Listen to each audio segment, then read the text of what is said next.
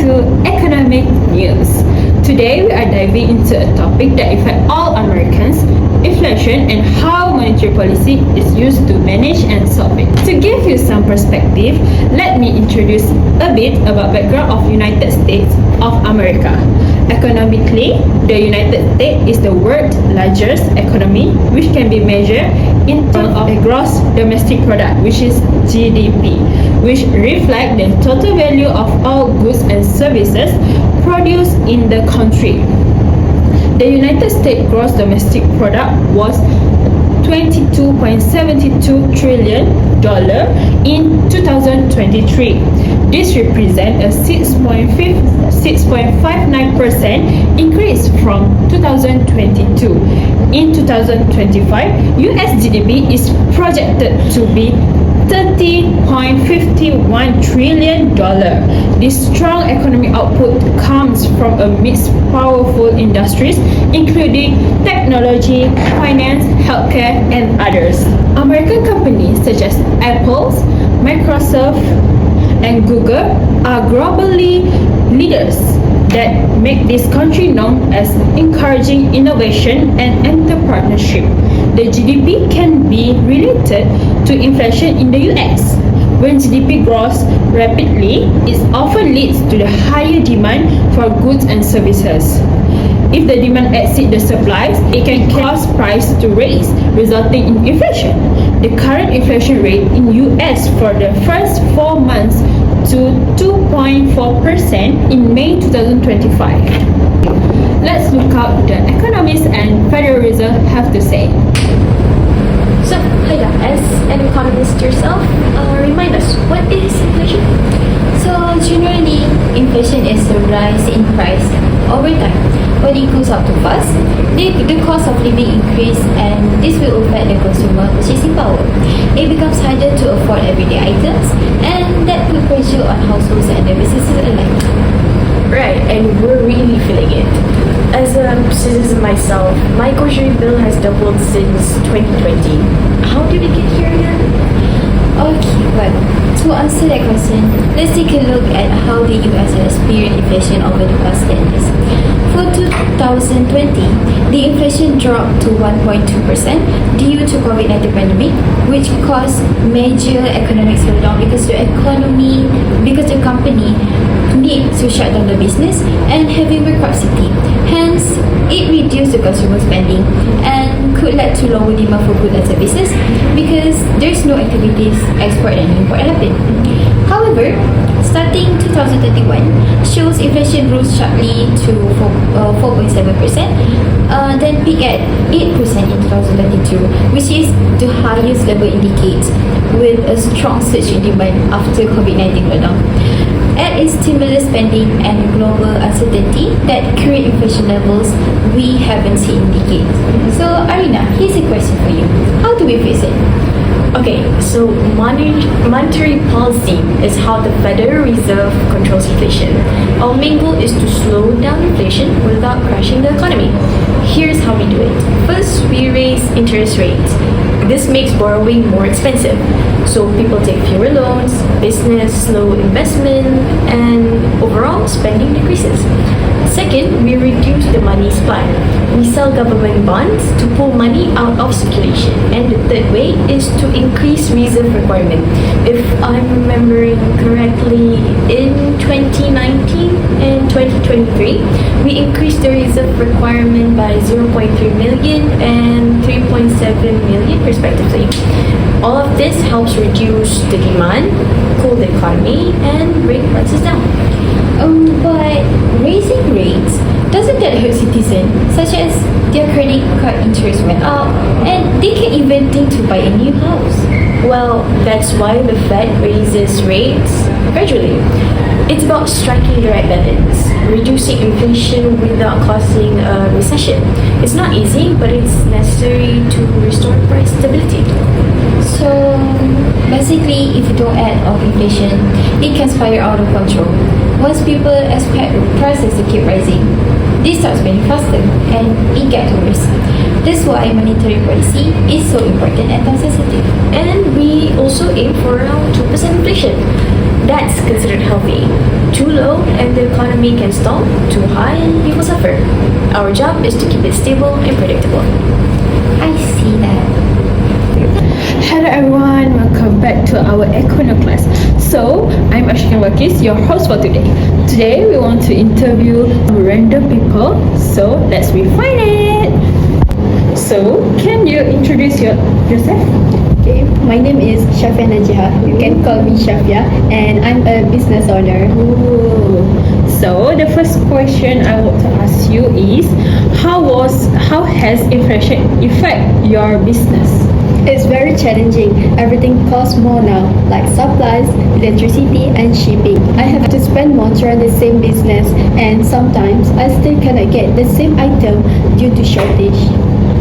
Oh, I see. So, how you had to increase your price?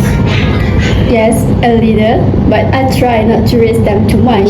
If I do, my customer might stop buying, and I will lose them, and it's hard to balance. Oh, so last question, Shafia. Has inflation changed your plan?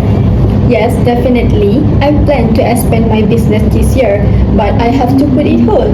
Loan interest is higher right now, and I don't want to risk too much. Okay, thank you for your time. Have a nice day, miss. Bye. So guys, let's find another person. Let's go. Hey, miss. Hi. Can I interview you? Yes, you may. Okay. So, can you introduce yourself first? Hi, my name is Ruda Binti Agas and you can call me Hidayah and I am a student at UiT Macam. Oh, so the first question, how has inflation affected your life recently? Honestly, it's been hard. Prices for food, rent and my car fuel has gone up a lot. So I used to spend $50 every day for groceries, but right now I have to spend $100 for my groceries. Oh, see, this is so stressful, right? Yes. So, Hidayah, second question I want to Yes. ask you is, what change have you made because of inflation? Yes, for now I cut back a lot. For example, my subscription for Spotify, YouTube Music, and so on. I have to cut, and I always look for a cheaper brands. For example, back then I used to buy Uniqlo. You know that Uniqlo is so pricey, and now I just buy something from TikTok Shop and Shopee. Sometimes I've been deleting. Like going to the clinics because we know that the inflation affects all of us.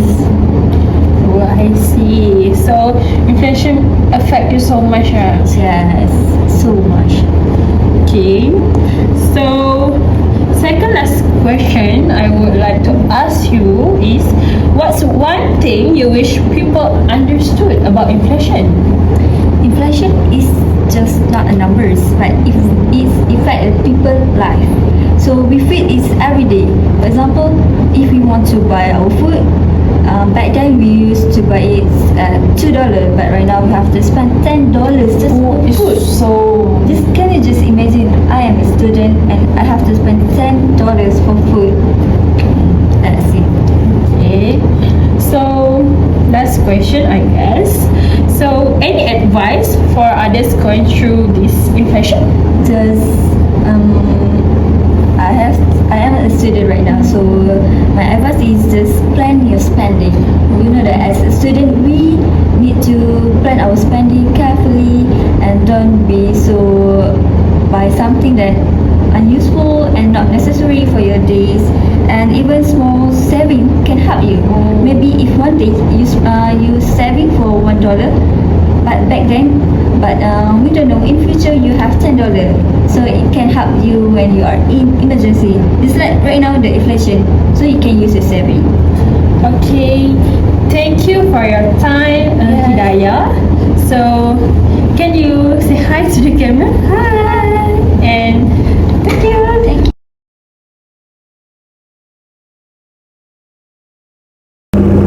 Now, I will be presenting how the United States overcome the problem of inflation using monetary policy, especially focusing on action by the Federal Reserve from 2019 until 2024.